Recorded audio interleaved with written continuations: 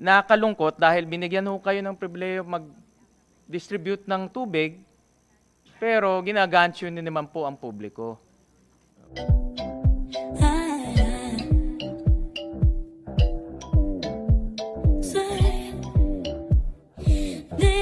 Madam Chair, first of all, I would like to, gusto ko lang ho ipagpatuloy yung binuksan ni Senator Pimentel at ni Senator Bongo.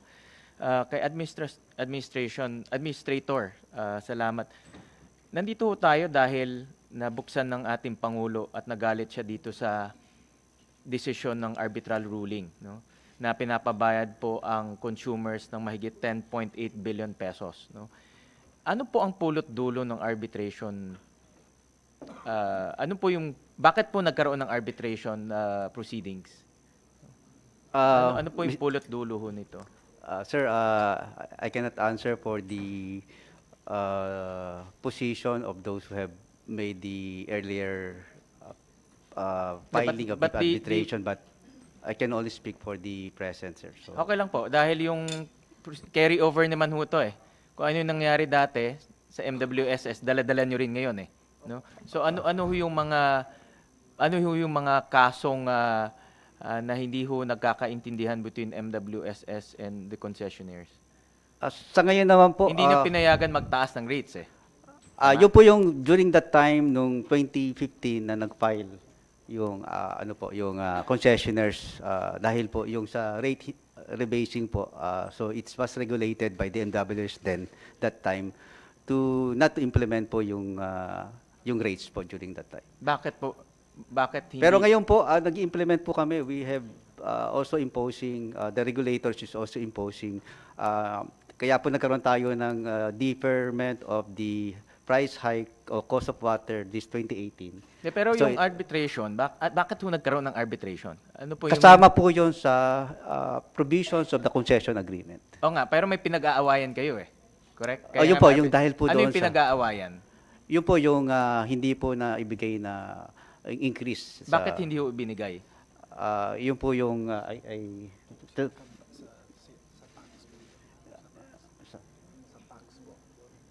related po yun sa tax ng concessionaire po. So, Nakita ko sa mga news report, hindi ho binigay yung rate dahil ipinapasa po ng concessionaires yung corporate income tax sa mga consumers. May mga ibang expenses na hindi kayo tinanggap at mayroong mga capital expenditures na tingin nyo masyadong mahal at pinapasa po sa consumers. Yun po yung mga nahanap po sa research. Ngayon, isa sa pinaka-controversial ho dyan, yung corporate income tax. Dahil po lahat ng negosyo, kung meron kang parlor, meron kang bakery, meron kang grocery, lahat ho nagbabayad ng corporate income tax. Ito lang ho ang negosyong alam ko hindi nagbabayad ng corporate income tax. And kanino may nagsabi si Secretary Almendras, nagbabayad ho kayo kasi hindi na ho kayo pinayagan, ipasa yon. No? But even before, hindi ho kayo nagbabayad, kaya nga hindi ho sila nag-agree. Madam Chair, with your permission. Sir, from the time our income tax holiday expired, we have paid income taxes. We have paid income taxes, we have paid all the VAT, everything po. Yeah, but from the onset, from the Yes. time nagpermahan po ng concession agreement, nagbabayad ba kayo ng corporate income tax? Yes. So From ano the time. pinag-aawayan? Hindi ho pass on. Dati ho, hindi ho pass on to ang, di ba ho, naglagay kami ng kapital po. Di ba? Kasi, imbis na uutang kami naglagay ng kapital. So, there is a reimbursement. Isa sa uli. So, part of the fee to pay that po is, in calculating the appropriate reimbursement, kasama po yung taxes para di ba ho, babayaran kami sa pinasok namin ng pera. And the payment comes from the collection. So to make sure that we are able to collect back all the money that we put in within the prescribed period of the 25 years, the taxes were part of the calculation. They did, hindi pinayagan, tinanggal ho nila yon. So our expenses was not duly recognized. So parang nalugi ho kami to the tune of billions, a lot more than 7 billion, sir. So, we have always paid taxes. Madam Chair, we have, from the time nag-expire yung concession ng tax holiday namin po, nagbabayad po kami ng taxes every year. Lahat po ng taxes we pay po. Based on our research, yung corporate income tax pinapaso nyo po sa consumers. Yun po yung pinag-aawayan eh. It's not really pinapasa ho. It's part of the formula to calculate. Whatever the terminology, okay po.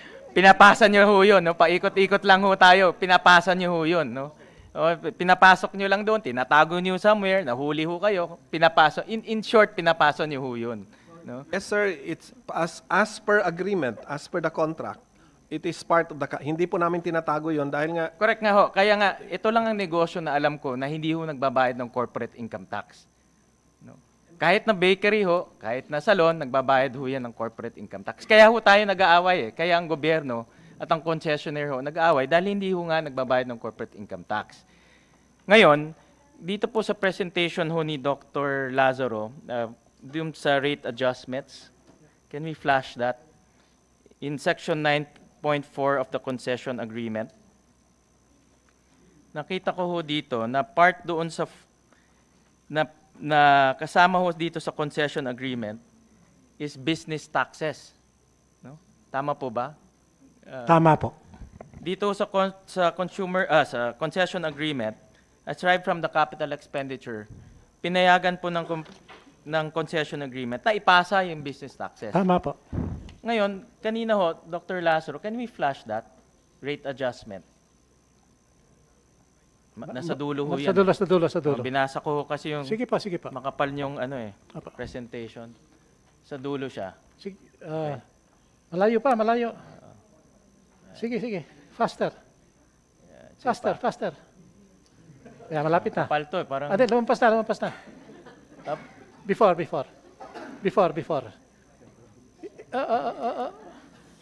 Yan. Yan. Makikita nyo, efficiently and prudently incurred business taxes and debt service. Ngayon, nasabi nyo ho kanina na during those times, you availed services of experts, no? Accra Law, Cleary, Gottlieb Law, DOJ, OGCC, pati Presidential Legal Council. Sa dami po ng abogado, bakit ho nakalusot ho to? Ordinary bakery ho at ordinary salon nagbabayad ng business taxes. Ba't ho pinayagan ng mga abogado ho to? Mabuti po. I'm very Sa happy. dami ho ng abogado, nagtataka ko, ito simple, 2 words lang ho, pero ang impact ho nito is 10 billion to our consumers. No? 2 words lang, pero ngayon, nagkakaproblema ho tayo. Paano ho nakalusot tong 2 words na ito? I'm glad ho na you mentioned yung mga abogado at saka kasi ininyero lang ho ako eh. Ang totoo, yung business taxes na makita, kasi alam ko pinag-uusapan na parang noong business taxes, as an engineer, I'm not really sure what it means. No? And I guess I can be excused for not knowing, no? Because, okay. But anyway, I don't really know kung bakit nakalusot. Siguro ho ganito ho yan eh. Meron din ho aspetong ganito eh. Sandali ho lang. Okay. Kasi ho bidding ho ito eh. In other words, nung time ho yun, ang parameter, magkano sisingilin ninyo sa tao para sa tubig. Yun ho ang bid parameter. Kaya actually ho, yung mga assumptions, malaking bagay ho yun. Pagka ho, itong business taxes is recoverable, it will lower the bid price. Ang totoo ho niyan, nung nagpabid kami, ang presyo ng tubig, 10 piso more or less. Nung nagbid, ang amin hong bidding, anong discount na bibigay ninyo? Ang nanalo ho sa East Zone, 75% yung discount. Kaya yung tubig ko sa East Zone, dati 10 piso, naging 2.50 na lang. Sa West 2 naman, ang discount 50%. Kaya yun hong 10 piso na sinisingil ng gobyerno, 5 piso na lang. Tinawag nga ho kami sa Senate. Sinabi, ang mahal-mahal pala lang sinisingil ninyo. Yung konsesyonaryo, 2.50 lang, saka 5 piso, ang gobyerno 10 piso. So, anyway, what am I saying? In other words, if this were not that, they probably would have bidded higher. So meron din hong benepisyo yan. But you're right. Actually, I do not know the answer. In fact, Dr. Lazaro,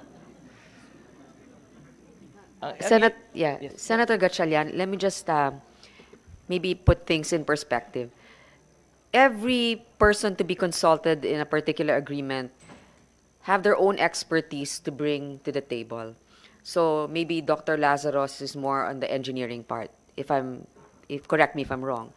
So the legalities, and when it comes also to certain fees and exemptions, maybe were advised by a particular law group or an accounting firm. And maybe at that time, the reason is to make it more appealing to investors to come to the table because it's such a big investment and a big risk. Kaya, tinapon nila yung incentive na, o pati yung corporate income tax, pwedeng ma-excuse. Maybe, to attract investors. At that time, remember, the country isn't in an economic situation as we are now. Now, the big question is, why did we continue to give them the same incentives when the situation has turned already to favor the what do you call this? The status, the economic status of the country. Maybe yung 2012, sino yung mga pumayag na mag-extend yan with the same incentives to them, even if fiscally the Philippines is in a healthier position. We could have negotiated for something more advantageous. So sino yon ng 2012? Sino yung dating chief ng MWSS? Natatandaan ba natin kung sino yung dating chief at kung sino yung dating chief CEO ba? Ma'am, the extension I think was in 2009. Administrator Aliado was the one who administrator signed. then. Yes. Administrator. So 2009 pala. Okay. Just to follow through with your chain of thought, in fact, in 2002, the Supreme Court had a ruling versus Meralco, in which case, sabi ng Supreme Court, bawal i-pass on ng corporate income tax sa mga consumers. At sabi ng Supreme Court, i-refund nyo 28 billion pesos sa ating mga consumers. Yan rin ang naging basis ng MWSS para wag payagan ang mga concessionaires ipasa. No? Kaya rin yun nagkaroon tayo ng ganitong arbitration proceedings. But my point of the matter, Madam Chair, is even ng Korte Suprema ang sabi, bawal ipasa. Pero sa dami ng abogado, na isaksak pa itong business taxes provision dito ho sa kontrata. Kaya ang nasa isip ko, baka merong last minute na nagsaksak dyan. Kasi halos wala nang binabayaran. Capital expenditures, papasa. Utang, ipapasa. Corporate income tax, ipapasa. Meron pa ho nga, according sa mga news report, pati pang basketball, pinapasa. Pati donation sa mga charitable organizations, pinapasa. Tapos meron pa hong overpricing ng mga capital expenditures according to your chief regulator. Hindi ho galing sa akin ho to, galing ho sa chief regulator. Kaya ho nagkaroon ng ganitong arbitration proceeding. Ngayon, my take on this to the concessionaires is, kahit nasabihin nyo hindi ho kayo public utility, pero ang negosyo nyo, parang public utility na rin. At pag public utility, kasama ho dito ang tiwala ng taong bayan. Pero dahil nga, pinasok nyo pati pang basketball, pati pang charitable events nyo, paano ho kami magkakaroon ng tiwala ho sa mga concessionaires? Parang lumalabas ho ngayon, kung makakalusot, makakalusot. Nahuli. So inakyat ngayon sa arbitration. Yun po ang nangyari ho dito eh. Kaya ho, nakalungkot dahil binigyan ho kayo ng pribileyo mag-distribute ng tubig, pero ginagantyo nyo naman po ang publiko. Kaya ho tayo nagkaroon ng arbitration proceedings. Ngayon, sabi nga ni Senator Bongo kanina, ang magandang balita, hindi nyo nasisingilin ng 10.8 billion. Tama po ba? At yun po yung narinig ko kanina. Gusto ko lang humalaman sa ating mga concessionaires. Ibig ba sabihin nito, papayag na rin kayo tanggalin itong business taxes sa concession agreement? At parte na rin ho yan ng pagtanggal ng iba pang mga onerous provisions? Kasi we need yun na eh. Parang sinabi nyo na, hindi naman namin kailangan itong business taxes. Pwede nyo bang sabihin for the record, tatanggalin na rin ho to sa kontrata? Para Pakisagot, Mr. Estrellado. Sir, ulitin ko lang ho rin sinabi ng presidente namin kahapon sa Kongreso.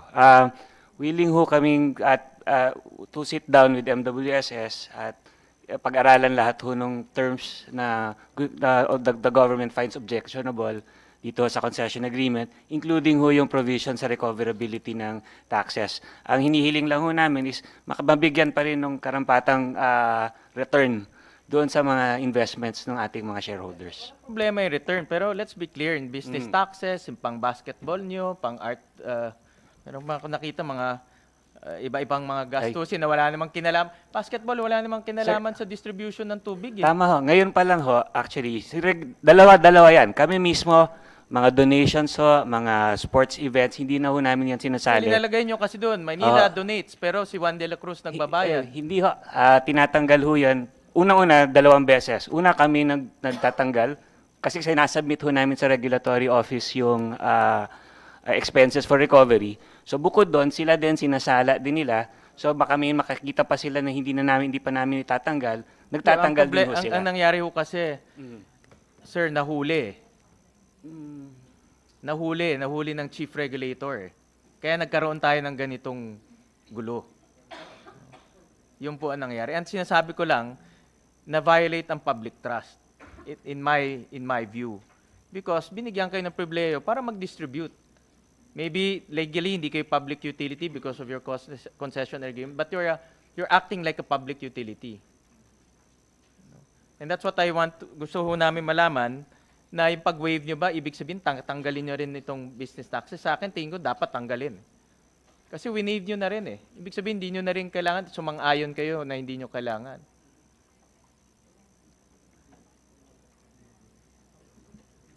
Your Honor, on the side of Manila Water, yes, we are willing to discuss how to effectively do that po.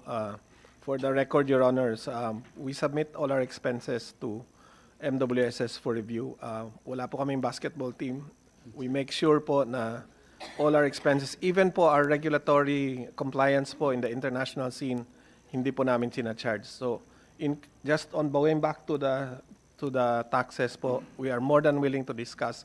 Yesterday po, Congressman Defensor suggested a formula already, and I think all the parties took note of it po. So we will, as we have said po, we are more than willing to sit down and negotiate po. In short, for the record, from the concessionaires, open kayo na i-renegotiate from then on ang kontrata. At kasama dito yung pagtanggal nitong business Yes, sir. taxes. Is that As I said, sir, since 2013, hindi na po namin pinapasa ito. Hindi na kasi po. pag inayos po itong concession agreement at tinanggal to, wala na hong away, wala nang arbitration case, wala nang litigation. Yes, sir. Yun lang naman ang nangyari, kaya tayo nandito eh. Yes, sir.